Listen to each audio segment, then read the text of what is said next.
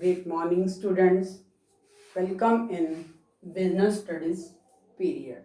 And today we studied the case study related to objective of management and importance of management. First of all, I explain objective. As you know, objective are the end result of the activity. Objective क्या है? All activities का end result, last में उसका result क्या है, that is objective, that means target. और ये objective जो है मैनेजमेंट का, each and every organization have objective. सभी ऑर्गेनाइजेशन का अपना एक ऑब्जेक्टिव होता है। वो ऑब्जेक्टिव जो है वो तीन टाइप से होते हैं, थ्री टाइप से हैं: organizational objective, personal objective and social objective.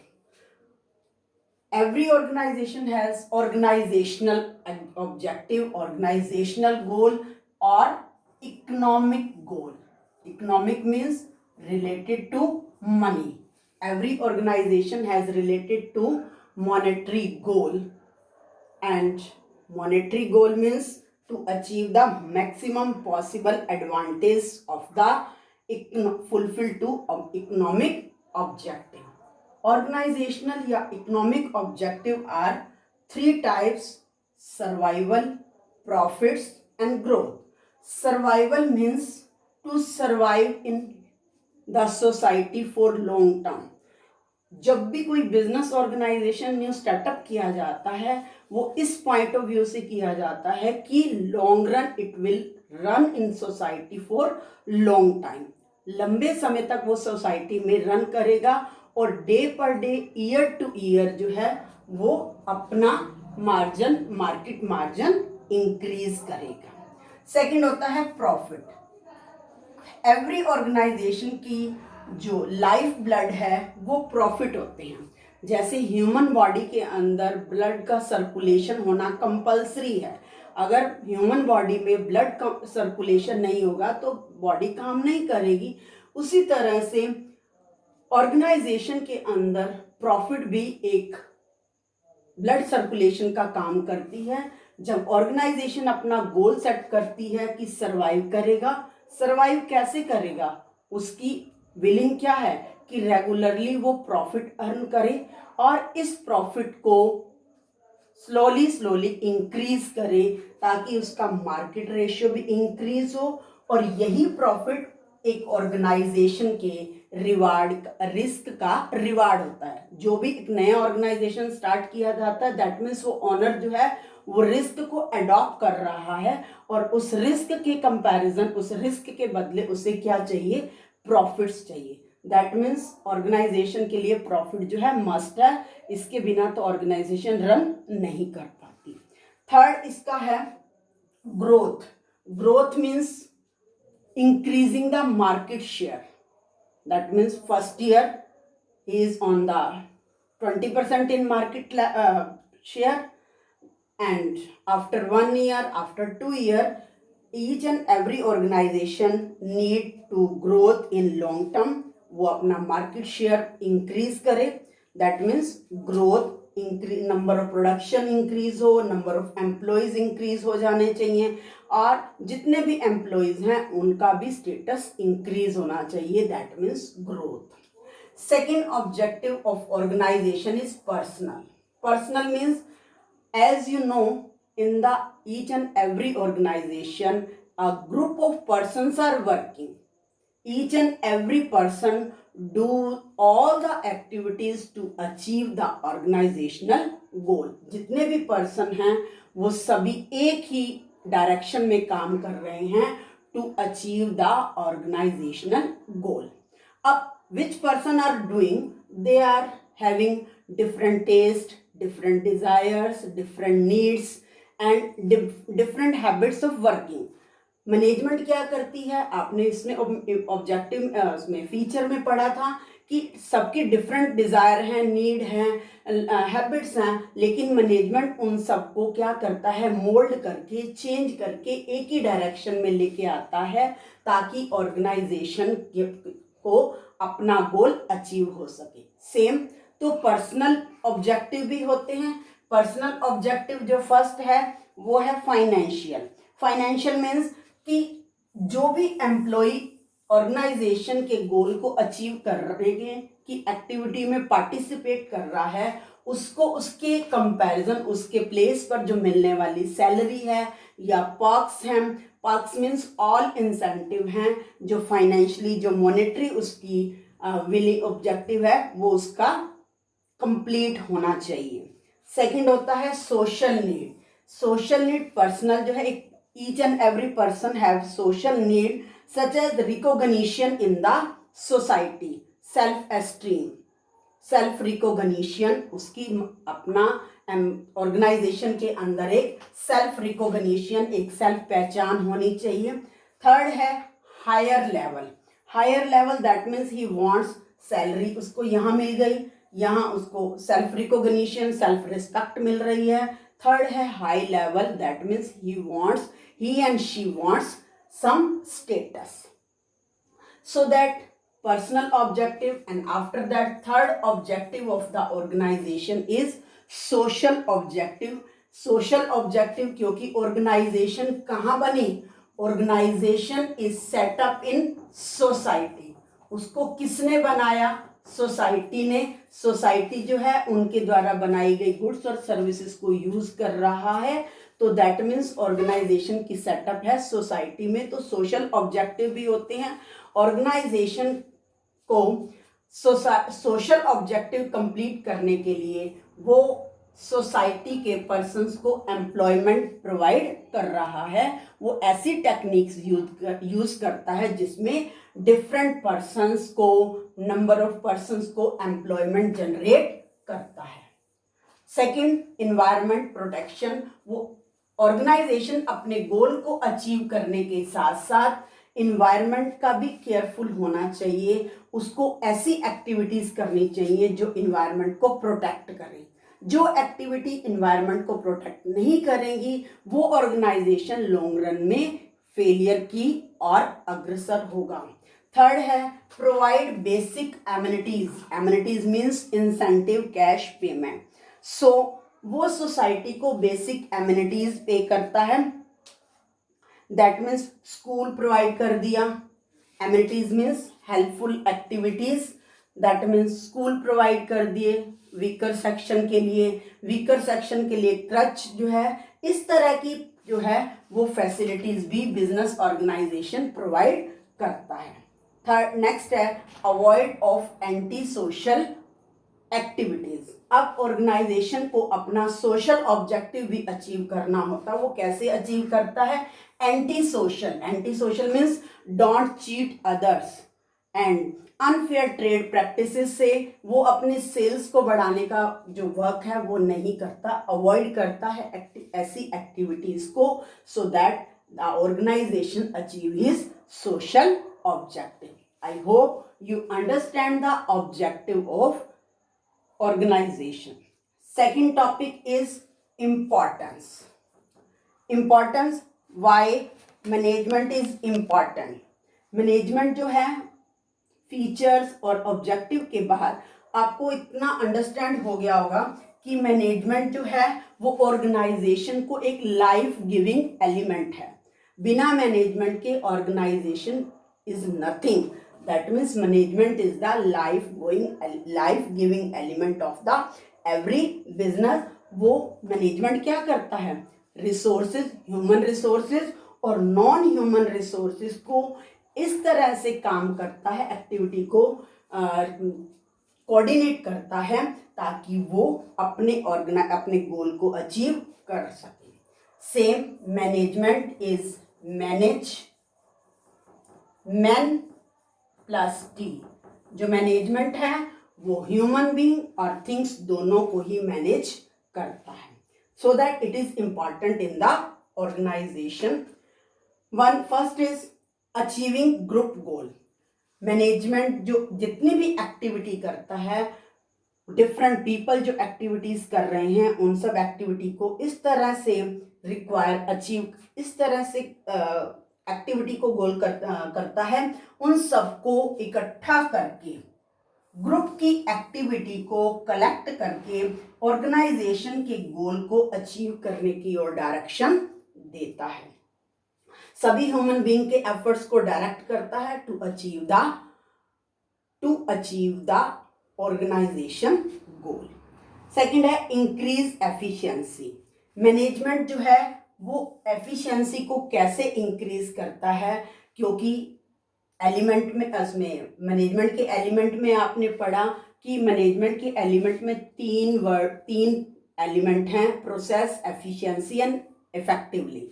तो मैनेजर इफेक्टिवली, ऑन टाइम और एफिशिएंटली काम करके मिनिमम कॉस्ट पर अपने टास्क को कंप्लीट कराता है। तो स्लोली वो इस तरीके से एफिशिएंटली और इफेक्टिवली मैनेजर जब काम करते हैं तो जो पर्सन है, जो एम्प्लॉयज हैं, स्लोली उनकी जो एफिशिएंसी है वो इंक्रीज हो जाता है, उनकी प्रोडक्टिविटी इंक्रीज हो जाती है और रिड्यूस कॉस्ट हो जाता है। वो अपनी प्लानिंग, ऑर्गेनाइजिंग, स्टाफिंग, कंट्रोलिंग और डायरेक्टिंग के फंक्शन को इस तरह से ऑर्गेनाइजेशन के गोल की ओर लेकर जाते हैं, इंक्रीज एफिशिएंट। नेक्स्ट है management create dynamic organisation. Dynamic means continuously जो भी इन्वायरमेंट चेंज हो रहा है उस चेंजिंग के अकॉर्डिंग ह्यूमन बीइंग की एक्टिविटी को चेंज कर लेना, अपने एम्प्लॉयज की एक्टिविटी को, अपने टास्क को, अपने गोल को थोड़ा सा डायनामिक चेंजिंग इन्वायरमेंट के अकॉर्डिंग सेट करके मैनेजमेंट डायनामिक ऑर्गेनाइजेशन के साथ साथ क्रिएट करता है। नेक्स्ट है achieve personal objective.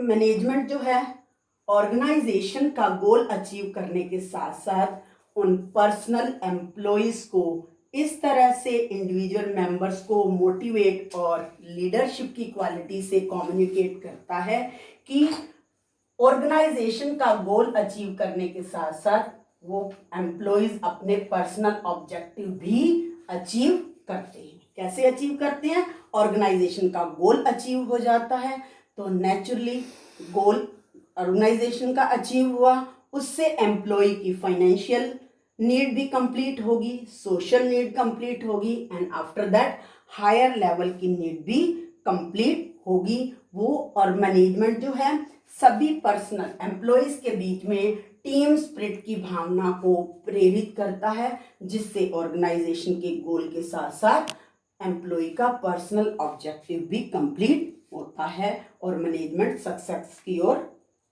Ongoing reward है।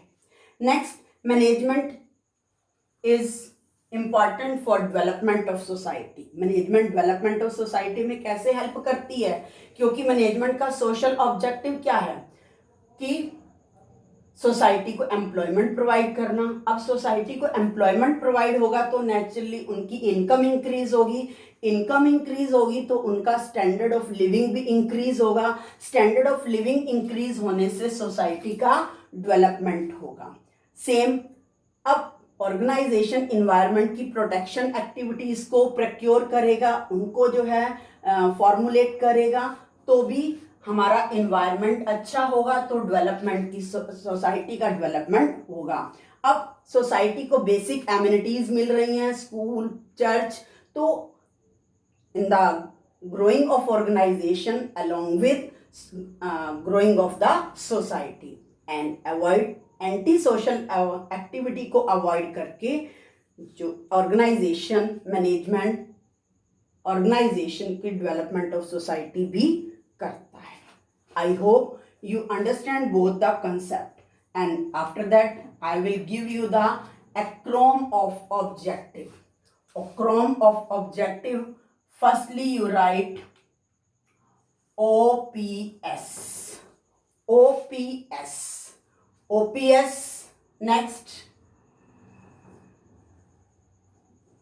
SPG and FSH and